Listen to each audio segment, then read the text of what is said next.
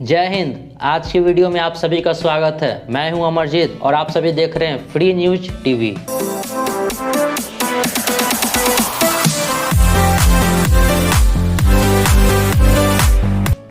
तीसरे विश्व युद्ध के लिए हो जाइए तैयार। 7 महीने से रसिया और यूक्रेन के बीच चल रही युद्ध अब निर्णायक फैसले की तरफ नजर आ रही है। Доброго дня.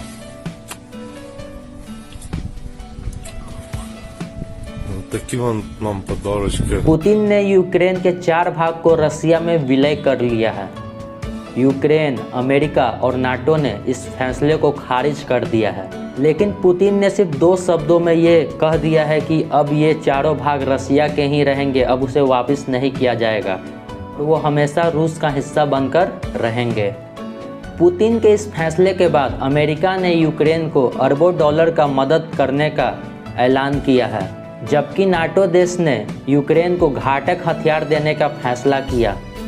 ऐसे में सबके मन में ये सवाल है, क्या अब आर पार के जंग का समय आ गया है?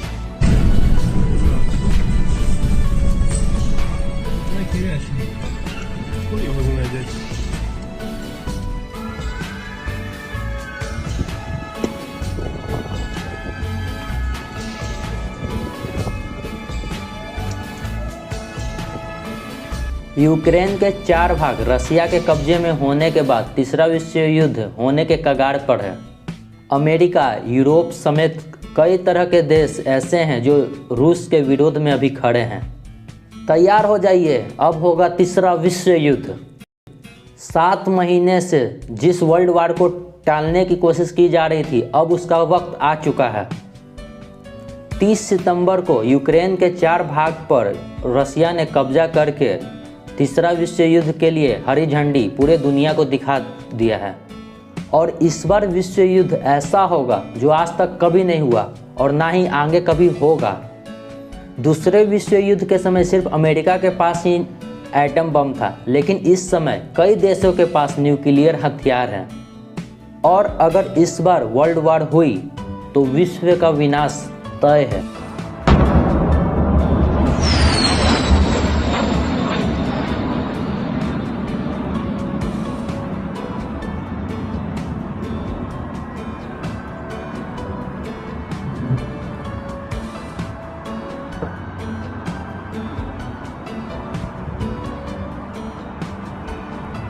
रसिया के क्रेमलिन शहर में यूक्रेन के 4 इलाके लुहांस्क, डोनेस्क, ज़ेपोरिज़ियन और खेरसान को मिलाने का जश्न मनाया गया है।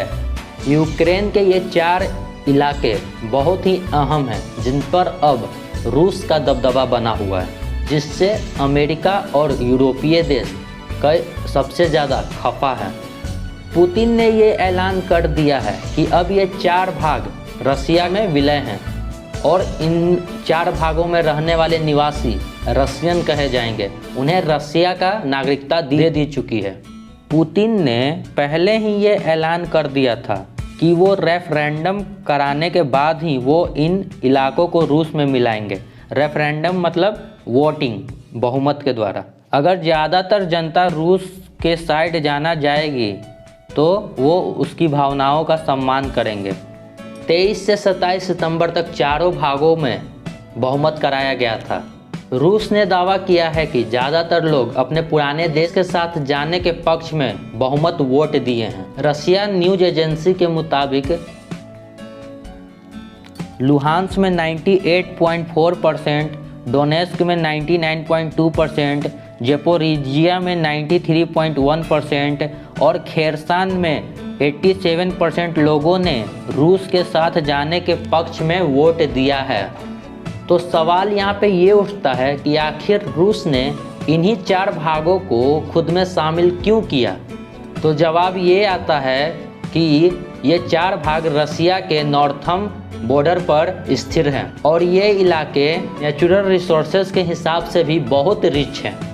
डोनेस्क में बहुत बड़ी माइंड इंडस्ट्री है, यहाँ लोहे का बहुत बड़ा भंडार है, कई खादान हैं, जबकि लुहांस्क स्टील प्रोडक्शन के लिए फेमस है। ज़ेपोरिज़िया में यूरोप का सबसे बड़ा न्यूक्लियर पावर प्लांट है। यूक्रेन की 25% बिजली इसी न्यूक्लियर पावर प्लांट से पूरी होती है। इसके अलावा steel, aluminium aircraft engine, automobile, transformer और कई औद्योगिक सामान भी यहाँ बनते हैं।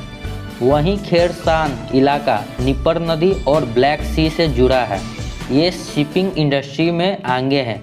मशीन इंजीनियरिंग से लेकर केमिकल प्रोडक्शन और छोटे उद्योग यहाँ की अर्थव्यवस्था को मजबूती देती है। खेरसान में मॉस्की बंदरगाह है, जहाँ से सालाना करोड़ों डॉलर का कारोबार होता है। यही कारण है कि पुतिन काफ़ी समय से इन चारों इलाकों को रसिया में मिलाना चाहता था और 23 सितंबर से 27 सितंबर के बीच बहुमत कराकर इन्हें रसिया में शामिल कर लिया गया है। लेकिन अमेरिका और यूरोपीय देश ने इस पर कड़ा ऐतराज़ दिखाया है। इस साल जब फरवरी में रूस ने यूक्रेन पर आक्रमण किया था, तब उस समय किसी को ये उम्मीद नहीं थी कि ये युद्ध इतना लंबा चलेगा। यूक्रेन करीब 7 महीने से रूस का मुकाबला कर रहा है और इस युद्ध में अब तक रूस को भी काफ़ी नुकसान हो चुका है। आइए देखते हैं यूक्रेन को कौन कौन से हथियार मिले हैं। इन हथियारों में Switchblade drones, man pad system, Harpoon anti ship missiles, Stinger missiles, Javelin anti tank missile, Milan anti tank guided missile, Cheetah anti aircraft missile और फिनिक्स घोस्ट ड्रोन्स शामिल हैं। हथियारों के साथ साथ यूक्रेन को अरबों डॉलर का लोन और मदद भी दी जा रही है, जिससे वो युद्ध में हो रही दूसरी चीज़ें भी खरीद सके। यूक्रेन ने नाटो में शामिल होने के लिए अर्जी भी दे दी है। अगर नाटो में शामिल किसी देश पर हमला होता है तो यह सभी नाटो देश पर हमला माना जाता है। हालांकि यूक्रेन के एप्लीकेशन पर नाटो ने अभी खुलकर जवाब नहीं दिया है। इसके लिए नाटो के सभी 30 देशों की राय ली जाती है और इसमें सभी समय लगेगा। आपको बता दें कि यूक्रेन को नाटो में शामिल होने की बात को लेकर ही यह युद्ध शुरू हुआ था। पुतिन ने पहले ही ये कहा था कि नाटो के सभी देश रसिया को घेरने की कोशिश कर रहे हैं और अब जबकि यूक्रेन ने नाटो में शामिल होने के लिए अर्जेंट एप्लीकेशन दे दी है, इससे पुतिन का गुस्सा और भी ज़्यादा बढ़ गया है।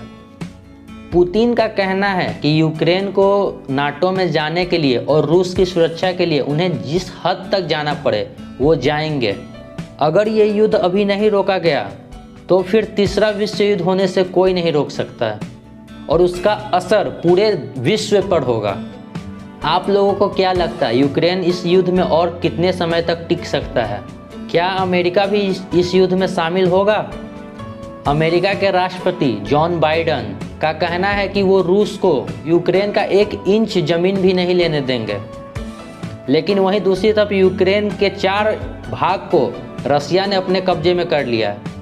तो आगे क्या परिणाम होगा इस युद्ध का, वो आने वाले समय में पता चलेगा। आज के लिए इतना ही, फिर मिलेंगे नेक्स्ट वीडियो में। Thanks for watching.